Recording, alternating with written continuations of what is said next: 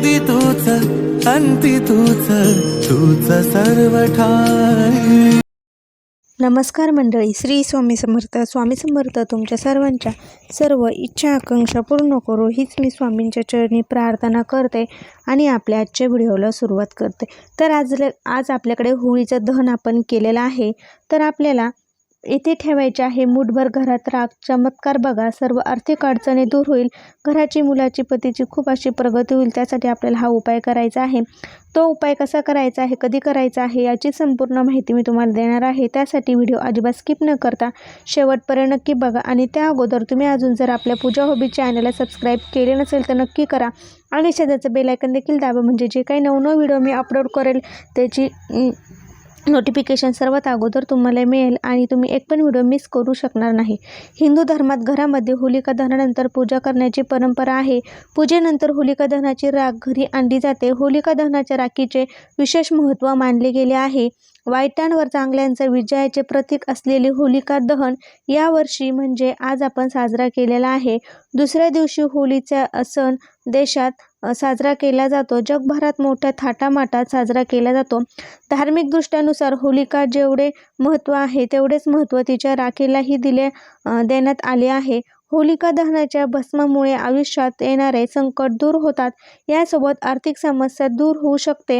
होलिका दहन सोबत नकारात्मक ऊर्जेचा प्रभावी जमिनात कमी होतो असे मानले जाते. सर्व हिंदू धर्मामध्ये होलिका दहनानंतर पूजा करण्याची परंपरा आहे. पूजेनंतर होलिका दहनाची राख घरी आणली जाते. होलिका दहनाच्या राखेचे विशेष महत्त्व मानले गेले आहे. याच्या वापराने घरातील सर्व मोठ्या वास्तुदोष निघून जातात.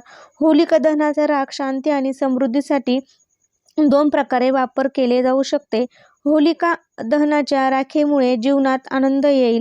होलीची राख आणि तांब्याची 7 नाणी एका लाल कपड्यात आपण बांधून तिजोरीत ठेवल्या घरात धन धान्य संपत्ती नांदते असं म्हणतात. परत सांगते, होळीची राख आणि तांब्याची 7 नाणी एका लाल कपड्यात बांधून आपण जर तिजोरीत ठेवले धनाची संपत्ती नांदते असं म्हटलं जातं.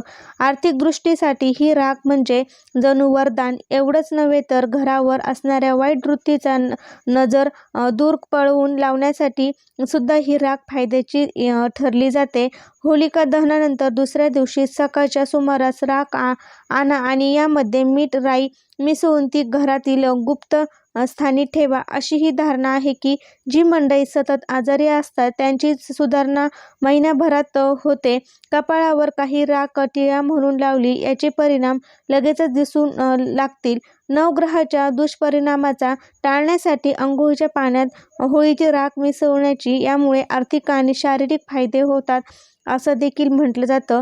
इतकंच नव्हे तर घराचा सुख शांती नांदत नसेल तर होलिका दहनाच्या दुसऱ्या दिवशी पहाटे थोडी राख घराच्या कोपऱ्यात उडवा. हा उपाय सकाळच्या वेळेत करा. एक बाब लक्षात ठेवा की इतर कुणी हे पाहणार नाही. यामुळे ग्रह क्लेश दूर होण्यासोबत घरातील सदस्यांमध्ये असणारे मतभेद देखील दूर होतात असं म्हटलं जातं. तर यासाठी आपल्याला हे असे छोटे छोटे होळीच्या राखेचे उपाय करायचे आहे. खूप चमत्कारी आहे. आपल्या घरातील इडापिडा, आर्थिकदृष्ट्या संकटे, अडचणी दूर होतील आणि आपल्या घराची सर्व अडचणी सुटतील. आणि आपल्याला ही राख आपल्या घरामध्ये ठेवली तर नक्कीच आपल्या घरात देखील जे काही प्रॉब्लेम आहे, ग्रहकलेश आहे ते दूर होतील. तर आपल्याला ही राख थोडी घराच्या कोपऱ्यात उडवायची आहे. हा उपाय सकाळच्या वेळेस करायचा आहे.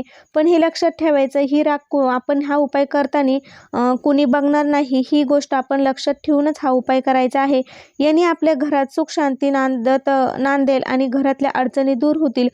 तर आपल्या घरात सतत व्यक्ती आजारी पडत असेल तर त्यांच्या कपाळावर जर आपण ह्या राखेचा टिळा लावला तर नक्कीच या अडचणी देखील दूर होईल.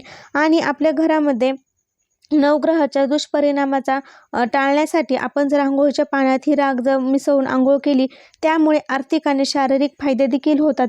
तर असे हे होळीचे छोटे चमत्कारी उपाय तुम्ही नक्की करा.